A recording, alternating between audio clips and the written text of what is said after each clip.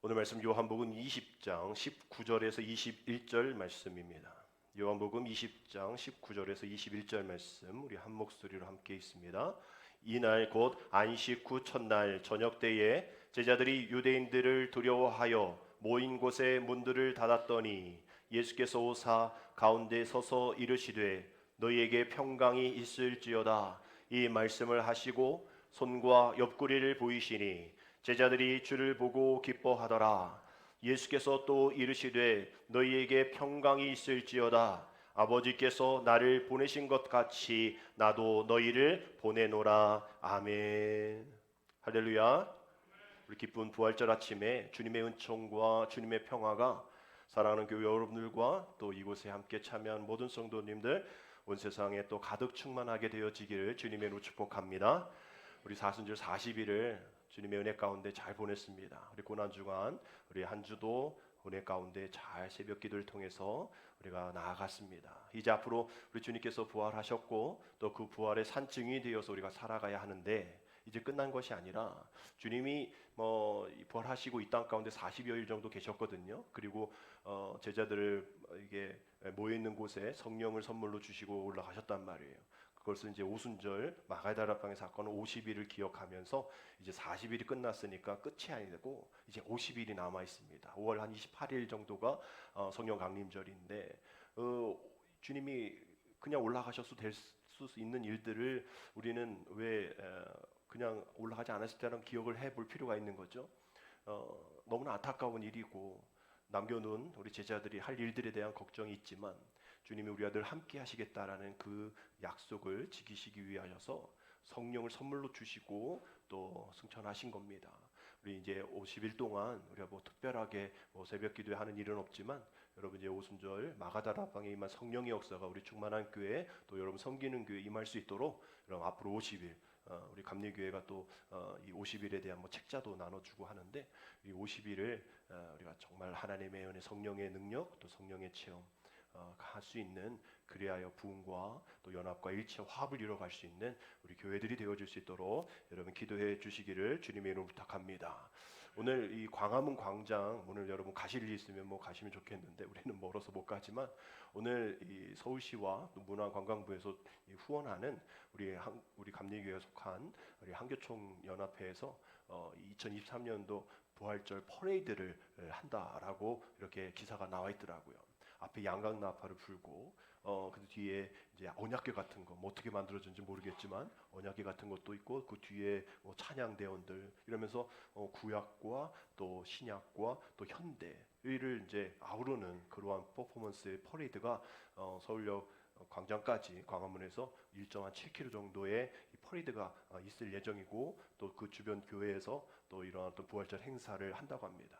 역시 더불어 저쪽 반대쪽 우리 다른 교단 다른 그 기독교 연합 단체에서 또 태극기 무대 이런 거 부른도 하기도 하는데 약간 또 충돌은 또 있을 수도 있겠죠. 그러나 같은 기독교인들이 싸우면 안 되겠죠. 하여튼 오늘은 그러한 퍼레이드가 있으면서 이제 처음이거든요. 그러니까 사람들이 저거 뭐야라고 얘기하겠죠. 그러면 우리 주님이 살아나셨어요. 다시 오실 거야라고 얘기를 하면서 요즘 하도 이단들에 대한 좀 분위기가 그러니까 이 세상에 희망을 주고 또 이 세상에 어떤 우울함 모든 것들을 이런 어떤 부활절 퍼레이드로 우리 시민들과 함께하는 그러한 행사 부활의 기쁨 속에 함께 나누는 그런 행사가 있다 합니다. 오늘 우리는 그런 행사에 참여하지 못하지만 오늘 그런 마음을 가지고 퍼레이드는 할 수 없지만 하면 좋겠죠.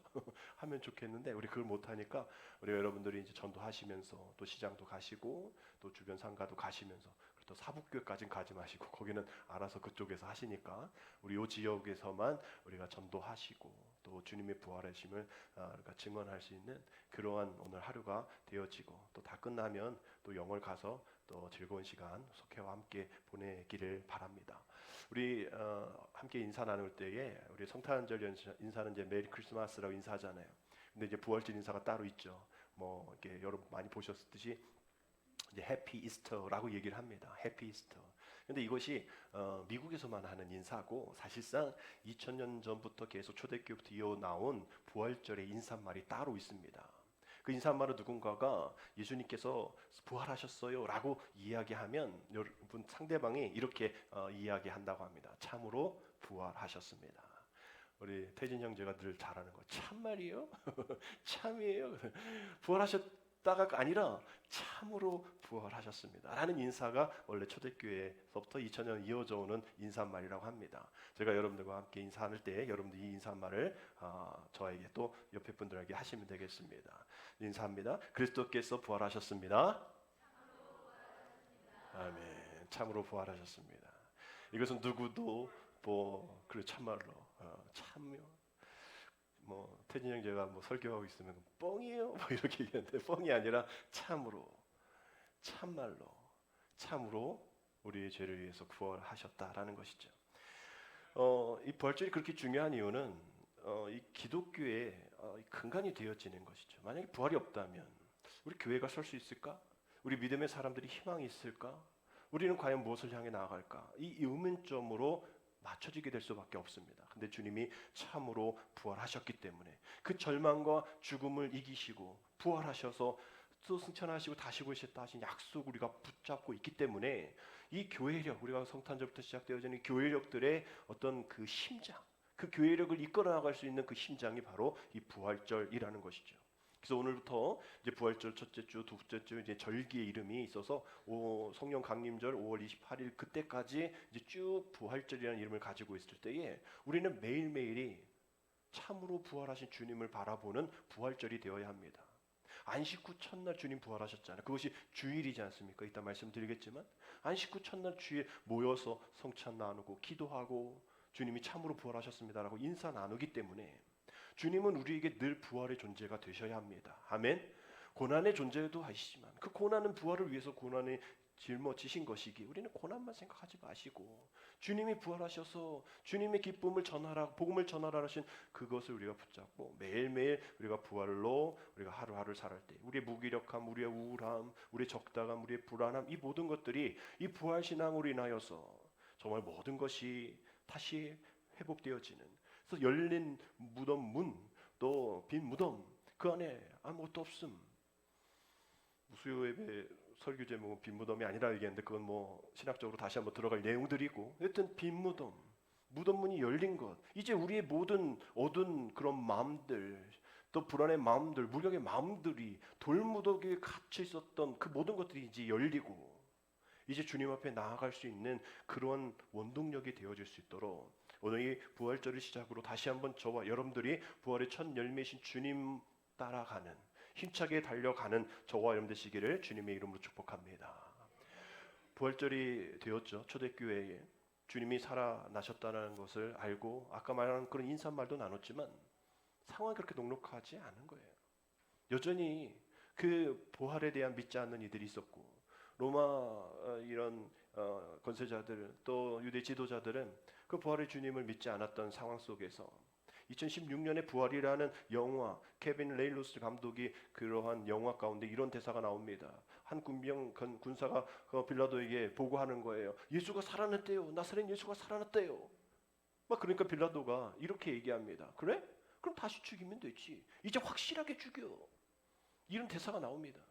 여러분 우리가 생각할 때 부활 끝, 평정, 세계 복음화 이렇게 된 것 같지만 이것은 큰 틀이지 그 안에서 현실은 불안 가운데, 염려 가운데 있는 여전히 그 상황들 계셨던 스승까지 이제 돌아가시고 또 부활하시고 또 안 계신 그런 상황 속에서 이제 거기 있는 사람들은 이러한 로마 병정의 보고와 빌라도의 고백처럼 그래? 그럼 다시 죽이면 되지. 이전보다 더 악한 모습으로 더 잘못된 그런 방식으로 이제 앞에서 그런 선행된 일이 있었기 때문에 실수하지 않으려는 그런 모습으로 더 악한 일들이 십자가보다 더 힘든 일들이 있었을 거란 말이죠. 정말 있어서 제자들도 예수님과 함께 했을 때는 아니었죠. 이후에 십자가에 또 사자에 또 많은 그런 고통에 고난에 순교했던 일들이 그 이후에 일어나지 않습니까? 그러한 일들 가운데에 주님의 오심을 기대하면서 나아가는 그러한 마음으로 나아갔던 이런 제자들의 모습을 우리는 기억해야 합니다. 그런데 주님이 바라시는 것은 우리 요한복음 20장 17절 말씀 보면 그 부활의 주님을 너무 만나서 너무 반가운 그런 마음에 여인들이 예수님께 달려 이렇게 오죠. 그러니까 예수님이 이렇게 얘기하십니다. 나를 붙들지 말라. 나를 붙들지 말라. 좀 냉정하신 그런 마음, 생각, 느낌이 있습니다. 아니 제자들 다 또 떠나고 말이죠. 마리아 여인들만 남았는데 그 여인들이 주님 앞에 달려드니까 그럼 좀 안아도 주시고 말이에요. 그래 좀 잘 애썼어 힘들었지라고 위로 좀 해주셔야 되는데 보자마자 나를 붙들지 마.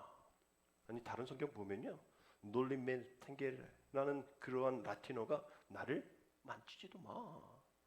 나를 만지지 마. Don't touch. 나를 만지지도 마라고 얘기를 하십니다. 왜 그럴까? 주님 너무 하시지 않아요? 아직 하나님께 그 뒤에 말씀 보면 이미 아직 하나님께 나가지 않았다 이런 얘기를 하시지만 왜 주님은 나를 만지지도 말라라고 이야기하실까? 우리는 그런 거예요. 주님의 어떤 그러한 이 부활만 거기 내가 여기 있다온 게 좋사오니 초막셋을 짓고 이런 같은 맥락인 거죠. 그러면서 내 어떤 억울함들 또 주님을 만났을 때 내가 그 주님을 또 확인하려는 그런 의심들 또 내가 주님이 내 거야 라는 그런 또 소유욕들 여튼 이 세상의 복합적인 모든 것들 나로 인해서 나만을 위해서 거스르지 말고 그 뒤에 말씀하시는 그런 말씀처럼 또 갈라디아서 2장 20절의 말씀처럼 너희 고백은 이 고백이 되어야 돼. 내 그리스도 십자가에 박혔으니 그러면 이제는 내가 산 것이 아니라 누가 산 것이라? 오직 내 안에 사신 예수 그리스도가 사신 걸 나만 붙잡지 말고 나만 보지 말고 이제 나가서 이제 여기서 말고 이제 나가서 그런데 나는 너무나 냉정하게 또 매몰차다고 생각할지 모르겠지만 나를 붙잡지 마. 이제 너가 해야 할 일이 있어. 빈 무덤에서 멈추지 마. 이제 네가 할 일이 있어. 라고 이야기하신 그 맥락입니다. 그러니 내가 육체 가운데 사는 것은 나를 사랑하서 나를 위하여 자기 자신을 버리신 하나님의 아들을 믿는 믿음 안에 사는 거예요. 그 믿음 안에 살아야 해 라고 말씀하시는 거예요. 이런 믿음을 가지고 부활하신 예수님의 여정 우리 다시 한번 살펴보기를 원합니다. 우리 찬양팀이 그 고난에 대한 십자가에 대한 찬양을 하시고 부활에 대한 찬양을 함께 나눴듯이 우리가 그 고난에 대한 이야기를 하고 부활에 대한 이야기를 우리가 쭉 새벽마다 40일 동안 함께 나눴는데요. 또 마침 수요일에 우리가 마감을 보는 그 위치가 또 이러한 고난과 부활의 위치에 있는 말씀들입니다. 주님의 부활을 제일 먼저 알았던 이들이 마가복음 16장 1절의 말씀 보면 여인들이에요. 누구죠? 막달라 마리아, 또 야고보의 어머니 마리아, 또 살로메라고 되어 있어요. 예수님의 가상칠언 십자가에서의 이 말씀의 첫 번째가 원수들, 그 다음에 죄인들, 그 다음에 여인들에 대한 이야기 말씀을 드렸잖아요. 이거 다 누구라? 우리다라는 거죠. 원수된 우리들, 죄인된 우리들, 연약한 우리들. 이 연약한 여인들이 부활의 주님을 만나고 위해서 또 향품 바를 시간도 없고 그렇게 살 시간도 없었으니 그 주님을 위해서 당시 연약한 여인의 대표가 그 무덤 가운데 갈 때에 천사들이 천사가 거기 이제 청년이라 얘기하는데 청년이 이렇게 이야기하지 않습니까? 마가복음 16장 7절에 가서 그의 제자들과 베드로에게 이르기를 예수께서 너희보다 먼저 갈릴리로 가시나니 전에 너희에게 말씀하신 대로 너희가 거기서 배우리라 하라 하는지라. 그 명령을 받은 거예요. 너무 기쁘기도 하고 또 너무 무섭기도 하고 이런 복합적인 그런 감정 속에 있는데 요한복음 말씀 보면 아무것도 할 수 없었다라고 되어 있어요. 그러나 누가복음 보면 즉시 예수님의 제자들에게 알렸다라고 하였습니다. 무덤을 향해 갔을 때에 그녀들의 얼굴은 아마 근심 어린 얼굴이었을 거예요. 그러나 그 천사들의 명령을 받았을 때는 정말 얼굴에 기쁨이 있었겠죠. 들어오실 때의 얼굴, 또 나가실 때의 얼굴 달라야 합니다. 그리고 많은 이들이 오늘 교회가 어떤 교회가 좋아요라고 얘기하면 많은 사람들이 아니 그 교회 우리야 요 주변에 많은 사람 없어서 우리를 볼 사람 별로 없지만 이렇게 나오는 교회 예배 끝나고 나오는 사람들 얼굴을 보면서 저게 뭔가 있나 보다. 나올 때 이렇게 얼굴이 기쁘고 얼굴이 환하고 또 감사하고 이런 얼굴이니까 교회 안 다니는 사람도 저 교회는 그래도 뭔가 있는 것 같아. 저 교회 다니세요. 이렇게 이제 택시 하시는 분들이 이제 소개하고 이런다 하죠. 얼굴이 분명 달라졌을 거라 생각합니다. 근심의 얼굴에서 이제 기쁨의 얼굴로 바뀌어진 것이죠. 그런데 여전히 제자들은 근심의 얼굴로 하고 있는 거예요. 누가복음 24장 11절 보면 사도들은 그들의 말이 어떻게 허탄한 듯이 들려 믿지 아니하나라고 되어 있어요. 허탄한다. 한심스럽다는 거죠. 다른 번역 공동 번역서에서는 부질없는 헛소리다라고 되어 있어요. 그냥 좋게 얘기하는 거죠. 허탄한 듯이. 그러나 그녀들에게 이렇게 하는 헛소리 하지 마. 또 당시 여인들은 연약하잖아요. 카운트도 세지 않는 분들이잖아요. 그러니까 네가 뭔데 효력이 없어. 너의 증언은 효력이 없어.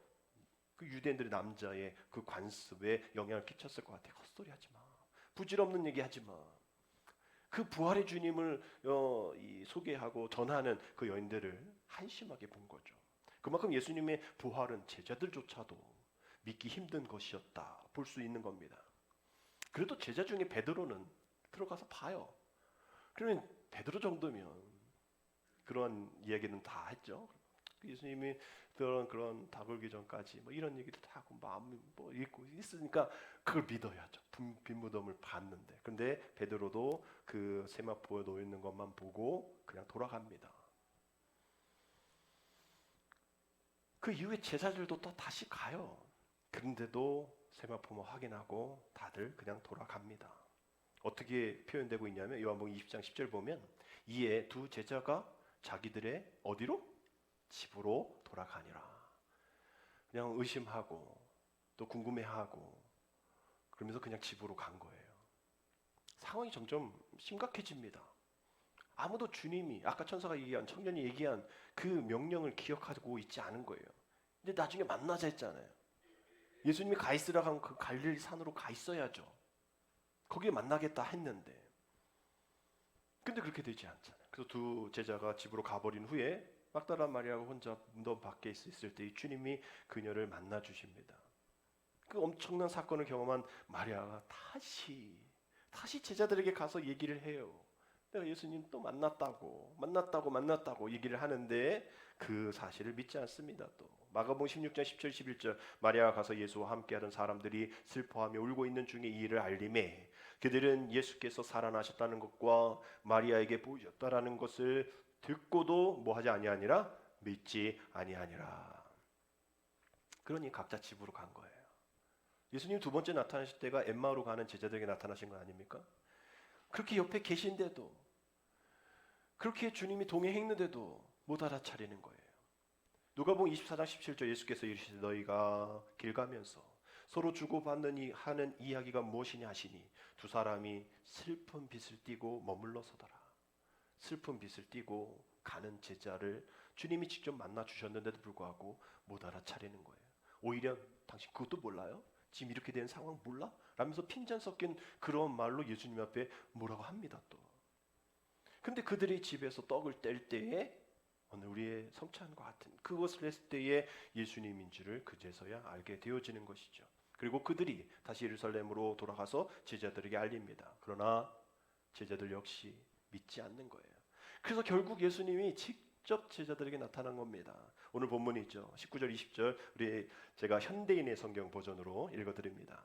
그날 저녁 곧 안식일 다음 날인 일요일 저녁에 제자들은 유대인 지도자들이 무서운 문을 걸어 잠그고 모여 있었다. 그런데 갑자기 예수님이 나타나 그들 가운데 서서 다들 잘 있었느냐 하셨다. 예수님이 이 말씀을 하시고 그들에게 양손과 옆구리를 보이시자 제자들은 주님을 보고 기뻐서 어쩔 줄을 몰랐다. 오늘 설교 제목이 다들 잘 있었느냐입니다. 여기 나와 있는 문구입니다. 근데 요한복음은 이렇게 좀 아름답게 좀 이제 표현하고 있는데 마가복음은 우리가 지금 수요일에 마가복음 보잖아요. 마가복음 적나라하잖아요. 마가복음은 그렇게 기록하지 않아요. 마가복음 16장 14절 보면 그 후 11제자가 음식 먹을 때에 예수께서 그들에게 나타나서 그들의 믿음 없는 것과 마음이 완악한 것을 꾸짖으시니 이는 자기가 살아난 것을 본 자들의 말을 뭐하지? 믿지 아니함이로라. 요한복음은 그냥 그렇게 넘어가지만 마가복음은 예수님께서 꾸짖으셨다. 완악한 마음 때문에 왜 전하는 자들의 말을 믿지 않아? 그러니 내가 직접 와야 돼? 라고 얘기하시면서 꾸짖으신 거죠. 우리가 생각할 때 이건 주님이 왜 이러실까? 주님이 좀 이렇게 고난받고 힘드셔서 이렇게 스트레스 받으셨나? 이게 아니라 주님의 꾸짖으심은 우리가에게 주시는 기회입니다. 우리가 생각하고 우리가 변할 수 있는 기회를 주시는 거예요. 베드로에게도 마찬가지죠. 많은 이들에게 다시 회복할 수 있는, 아담에게도 아담아 네가 어디 있느냐, 그것은 정말 하나님 그냥 즉결 심판으로 그냥 죽이실 수 있는 것도 너의 죄를 네가 아느냐, 너가 있어야 될 곳을 네가 아느냐라는 것을 물어보시는 거죠. 십계명도 이러면 죽이겠다가 아니라 너 이렇게 난 죽이고 싶지 않으니까 죽지 않기 위해서 이렇게 좀 했으면 좋겠어. 주님의 마음, 하나님의 마음인 것이죠. 역시 이것도 꾸짖으신 것은 주님의 배려입니다. 왜냐하면 그 뒤에 하실 말씀이 있기 때문이죠. 파송이에요. 요한복음 20장 21절 우리 같이 읽겠습니다. 예수께서 또 이르시되 너에게 평강이 있을지어다.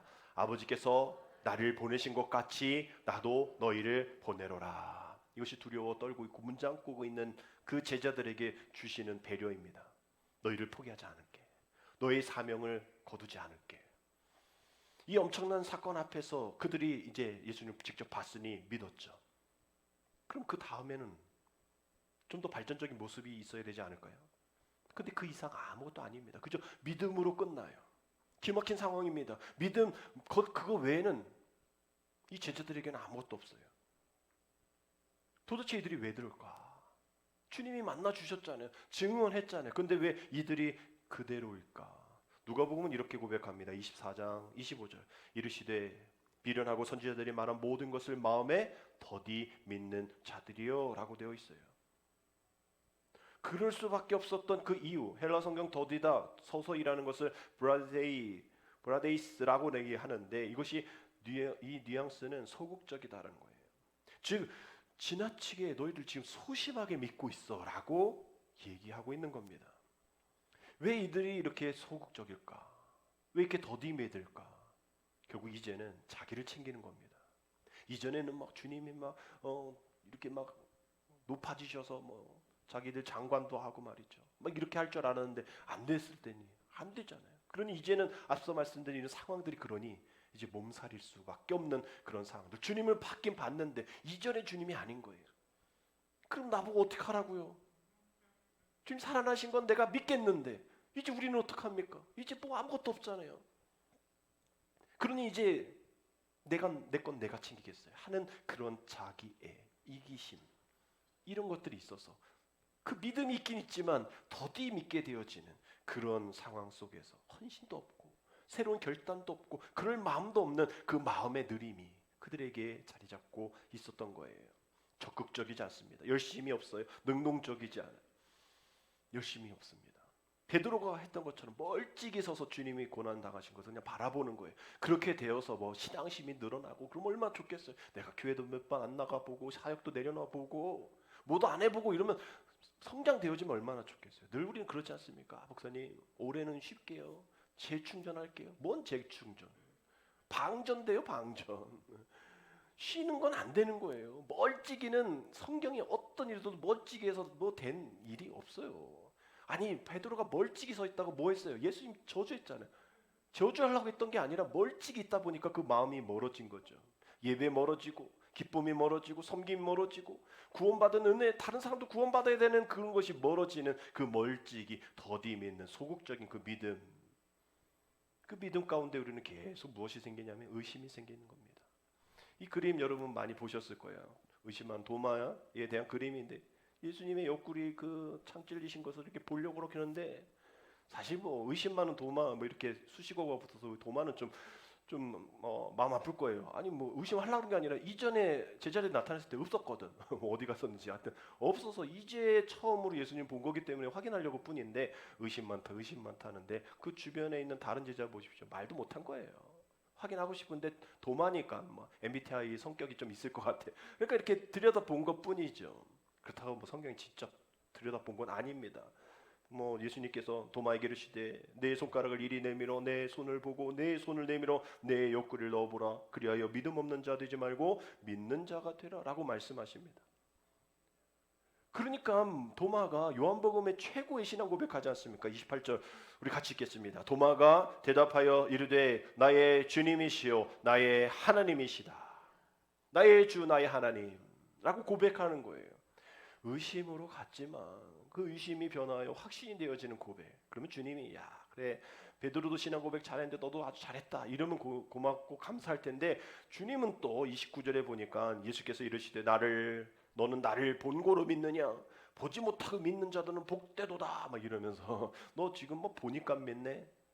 너 믿음은 제대로 된 것 같지 않아? 라고 이야기하는 뉘앙스 같지만 전혀 아닌 거예요. 전혀 아닌 겁니다. 이것은 요한복음의 이제 마지막 부분에 이 도마 이야기가 있거든요.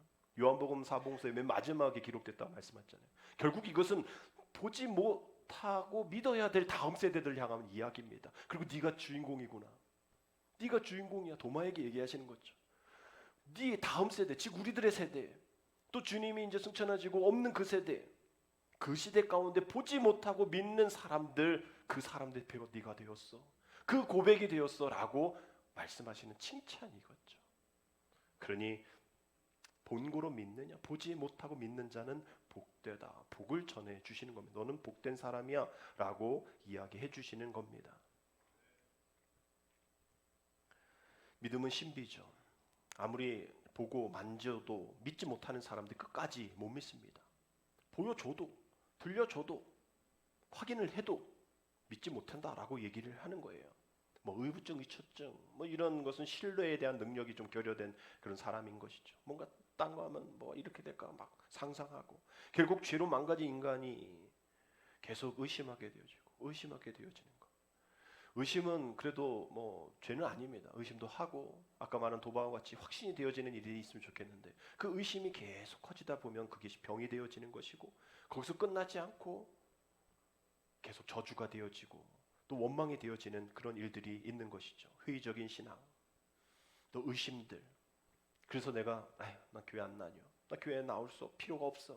내 어떤 의심을 정당화합니다. 그 의심과 회의 그 자체가 죄가 아니라고 말씀을 드렸지만 그것을 방치하면 간경화처럼 돌같이 굳어질 수밖에 없는 것이죠. 그것이 또 자기의 어떤 고정관념이 되어서 그것이 하나님의 뜻이다라고 잘못 감정 대입을 하는 그런 일들이 생기게 되어지는 겁니다. 그래서 결국 우리는 의심과 회의 모든 것을 다 풀어내고 우리 예수님을 주님을 인정하면서 도마와 같이 나의 주 나의 하나님이라고 고백할 수 있는 우리가 되어야 합니다. 여러분 이것을 주님의 제자들이 다 봤잖아요. 확인했잖아요. 그러면 이제 정도면 다 된 것 아닙니까? 근데 요한복음 21장에 가보면 이들이 주님의 그 분모의 말씀을 듣고 그 사명의 말씀을 듣고 확인했으니 이제 세상을 향해 나가야 되잖아요. 근데 예수님의 제자들이 요한복음 21장에 보면 어디로 갑니까? 다 고기 잡으러 갑니다. 디베랴 바닷가로 가죠. 부활하신 주님 만났다면 확인했다면 이제 주님의 사명을 이제 완수해야 될 거 아니에요. 시작해야 될 거 아니에요. 다 집으로 가고 바닷가로 가고 옛 직업으로 가는 그런 상황들. 여러분 어느 날인지 정확한 시점을 알 수 없지만 주님이 말씀하신 그 갈릴리 어느 산에 다 모였어요. 그래도 모였어요. 그럼 여기까지는 대단하지 않습니까? 그런데 마태복음 28장 16절 17절을 보면 11제자가 갈릴리에서 가서 예수께서 지시하신 산에 이르러 예수를 배웠고 경배하나 아직도 의심하는 사람이 있더라. 아니 여기까지 예수님 보여주시고 만지게 해주시고 선포하셔서 그 만나자고 한 그 약속의 장소에 만났는데 예수님을 또 배우고 경배까지 했는데 그 안에 사람들 중에 다는 아니겠지만 그 안에 아직도 의심하는 사람이 있다라고 얘기를 합니다. 다른 것을 의심하는 거죠. 예수님이 나를 구원해 줄까?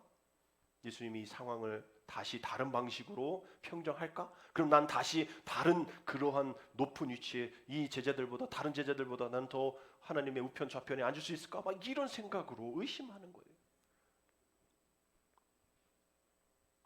이들이 주님이 보여주시는 그러한 모습들인데 한 부활하시는 한 8일 정도 되어지는 그 때거든요. 그런 엄청난 소식 듣고 직접 만나고 확인했는데도 불구하고 이들에게는 아무것도 여전히 변한 게 없어요. 그들의 행동도 아직 변한 것이 없고 결정한 것도 없고 여전히 염려가 있고 여전히 의심이 있고 기도하지 않는 제자들의 모습을 보게 됩니다. 여전히 도망치고 싶은 마음, 여전히 부인하고 싶은 마음, 여전히 안에 있는 죄인의 마음이 있다라는 거죠. 주님이 십자가에 우리를 위해서 죄를 위해서 다 씻어 주셨는데도 불구하고 여전히 내 안에 찝찝하게 남아 있는 그 죄성들이 드러나고 있다라는 거예요. 여전히 그때도 사탄은 계속 일하고 있다라는 겁니다. 근데 놀라운 일이 일어나죠. 우리가 잘 아는 마태복음 28장 18절 20절 예수께서 나와 말씀하여 이르시되 하늘과 땅의 모든 권세를 내게 주셨으니 그러므로 너희는 가서 모든 민족을 제자로 삼아 아버지와 아들과 성령의 이름으로 세례를 베풀고 내가 너희에게 분부한 모든 것을 가르쳐 지키게 하라. 볼지어다 내가 세상 끝날까지도 항상 함께 있으리라 하시니라. 여러분, 이 아름다운 말씀, 제자들에게 주신 아름다운 말씀이 이러한 과정 속에 여전히 의심하고 있는 제자에게 주신 말씀이라는 거예요. 이것이 은혜입니다. 아멘. 이것이 나는 완벽하지 않아요. 나는 너무 부족해요. 나는 너무 실수가 많아요. 괜찮아. 내가 너와 함께하면 돼 라고 말씀하시면서 끝날까지 너와 함께하고 모든 민족을 제자를 삼아 아버지와 아들과 성령의 이름으로 세례를 베풀고 복음을 전하사며 네가 완벽하지 않아도 돼 라고 이야기하시는 주님의 사랑, 임마누엘의 주님의 역사가 이 안에 담겨져 있다라는 거예요. 여러분, 예수님 믿기 이전에 우리의 모습을 생각해 보십시오. 또 지금의 우리의 모습 생각해 보십시오. 여러분, 완전하십니까? 여러분, 고난중간 특세 다 나오셨어요? 여러분, 40일 기도하면서 묵상하셨습니까? 밴드에 그렇게 제가 아침마다 올려드리는 그 묵상 다 읽으셨어요? 저는 그 밴드 들어가면 누가 읽었는지 다 나와. 여러분들 관리자 아니라서 모르시겠지만 어떤 분들은 계속 들어가시고 어떤 분은 계속 댓글 남기시고 어떤 분들은 60몇 명은 안 보고 계시는 거예요. 뭐 그만큼 여러분들의 신앙이 좋다라고 생각을 하는데 그 김학중 감독님이 쓰신 거거든요. 다시 십자가라는 제목으로 제가 글을 또 옮기면서 제가 또 많이 은혜를 받고 다시 십자가로 가야 할 텐데 여전히 우리는 기도하지 않고 여전히 말씀 묵상 가운데 있지 않고 여전히 그 부활의 주님을 이 제자들처럼 믿지 않고 의심하고 근데 이게 2019년에 독일에서 설문조사를 했더니 독일은 기독교 우리 루터 막 이런 종교개혁이 일어난 그런 나라 아닙니까? 근데 유럽이 기독교가 쇠퇴했다고 하는데 거기서 너희가 부활을 믿느냐 부활을 믿지 않느냐 이 설문을 했더니 부활을 믿지 않는다는 사람이 45%가 되는 거예요. 기독교 국가, 기독교에 영향력이 있는 그런 나라에서 그냥 반인 거죠. 난 안 믿어. 그럼 믿는다고 한 사람 중에 너 진짜로 성경에 있는 말씀 진짜 그냥 믿음 뭐 아까 말한 제자들이 그 정도의 믿음 말고 정말 신실하게 믿느냐라고 했을 때 3분의 1밖에 부활을 믿지 않는다라고 표현 설문조사가 2019년도에 나왔던 거예요. 뭐 지금 우리나라에 한번 해보면 우리나라도 뭐 별반 다름 없을걸요. 뭐 부활이 뭐 나에게 내게 무슨 영향이 있어? 이런 상황 속에 우리는 살아가고 있어요. 예수님의 부활을 믿기 어려운 시대 가운데 살아가고 있습니다. 우리는 너무 연약해요. 부족해요. 그래서 나는 아무것도 못할 것 같아요. 그러나 주님은 우리를 그런 마음 가운데 두지 않으십니다. 우리를 그 두려움 가운데 건져내 주셔서 너가 어떻게 살아야 할지 사망 권세 가운데에 이기신 그 주님 그 나를 따라와 라면서 그 따라가는 그 주님의 길을 제자의 삶을 살 것인지 아니면 그저 부활의 신앙을 믿지 않고 되는 대로 살아가는 그저 믿음 하나 그냥 가지고 그냥 어떤 명분 난 크리스찬이야 나는 충만한 성도예요 뭐 이런 명분 하나 가지고 구원의 그 줄만 붙잡고 그냥 들어갈 천국만 바라보며 살고 있는 건 아닌지 누려야 될 천국을 주님이 그렇게 말씀하셨는데 불구하고 이 여인들처럼 예수님을 만지고만 싶은 소유하고만 싶은 그냥 이름만 명봉상 명분상 명목상 크리스찬으로만 살아가고 싶은 그런 마음 여기까지만입니다라고 얘기하는 주일까지만입니다라고 얘기하고 나머지 6일은 그냥 세상과 동일하게 살아버리는 세상에 살면서도 세상에 속하지 않아야 됨에도 불구하고 세상에 사니까 당연히 세상에 속한 사람으로 예수의 부활의 열매를 증언하지 못하며 그렇게 않으며 살아가는 우리들임에도 불구하고 여전히 주님은 우리에게 귀한 직분, 귀한 사명을 맡겨주신다라는 거예요. 그러니 우리는 능력이 없어도 걱정하지 않아도 됩니다. 모든 권세를 가지신 주님께서 부활하셔서 다시 오시겠다 약속해 주셔서 우리에게 귀한 사명을 주셨기 때문인 것이죠. 오늘 이 부활주일은 우리가 그것을 확인하고 우리가 확증 가운데 나아가는 겁니다. 누가복음 24장 6절 보면 여기 계시지 않고 살아나셨느니라 갈릴리에 계실 때에 너희에게 어떻게 말씀하셨는지를 뭐하라? 기억하라. 주일은 기억하는 겁니다. 오늘 성찬은 기억하는 겁니다. 주님 내가 주님과 함께 이런 것만 기억하는 것이 아니라 주님이 말씀하시는 것을 기억하는 거예요. 주님의 마음을 기억하라는 겁니다. 주님이 정말 무엇인가를 원하시는 것 그것을 기억하라는 겁니다. 내가 부족하니까 안 해도 되겠지. 내 형편이 이러니까 안 해도 되겠지가 아니라 우리 주님이 원하시고 주님의 때에, 주님이 출소할 때에, 우리를 부르실 때에 우리는 아멘으로 우리 주님의 그 말씀을 기억하며 나아가면 되어지는 것이죠. 그 기억이 우리의 삶을 오늘도 지배하기를 간절히 원합니다. 오늘 부활절은 그 기억 속에서 나를 죽음에서 생명으로 건져내 주신 그 기쁨을 기억하는 것이고요. 또 그 기쁨 가운데 우리는 날마다 부활절이 되어서 날마다 이 상황은 그러지 못한다 할지라도 기대하고 희망을 가지고, 또 기대하지 못하고 희망을 가지지 못한 이들에게 기대하게 하고 희망을 주는, 그래서 실패, 좌절, 불안, 또 고통, 염려, 절망, 공포 가운데 있는 이들에게 오늘 광화문에 퍼레이드가 있는 것처럼 저거 뭐 하는 거야? 저 이단 아니야? 뭐 이런 것이 아니라 그 주변에 있는 사람들이 전도하겠죠. 우리 예수님이 다시 하셨어요. 참으로 다시 사셨어요. 이 모든 절망과 공포 속에서 희망이 되어 주십니다. 기대가 되십니다. 이 부활주를 통해서 이 나라가, 이 민족이, 우리 교회가, 우리 가정이 다시 한번 하나님의 부활의 축복과 은혜로 바꿔질 길 믿습니다. 내가 그것을 기억합니다. 그것을 기념을 하셨으니 그렇게 될 줄 내가 믿습니다. 라고 결단하는 시간들이 오늘 부활절입니다. 서두에 인사했던 것처럼 다시 한번 저와 여러분들이 인사 나눕니다. 주님은 부활하셨습니다. 주님은 참으로 부활하셨습니다. 기도하겠습니다. 하나님, 죄로 말미암아 영원한 사망에 이를 수밖에 없는 우리를 긍휼히 여겨 주시사 예수님의 죽으심과 부활로서 거듭난 생명과 산소망을 우리에게 주심을 감사드립니다. 우리 모두 부활이요 생명이신 예수 그리스도를 말미암는 뜨거운 마음으로 다시 십자가로 일어서게 하여 주옵소서. 그리하여 이제는 옛사람이 아닌 내 안에 살아계신 주님의 생명을 옷 입고 복음의 증인이 되어서 이 땅과 온 열방의 산소망과 구원을 선포하게 되어지게 도와주옵소서. 또한 모든 교회가 머리 되신 주님의 몸된 하나의 교회임을 일깨워 주셔서 분열케 하는 사탄의 관계를 대적하여 진리의 사랑 안에 굳건히 서서 연합하며 나아가는 우리 모두가 되게 주여 도와주옵소서. 예수님의 이름으로 감사하며 기도드립니다. 아멘.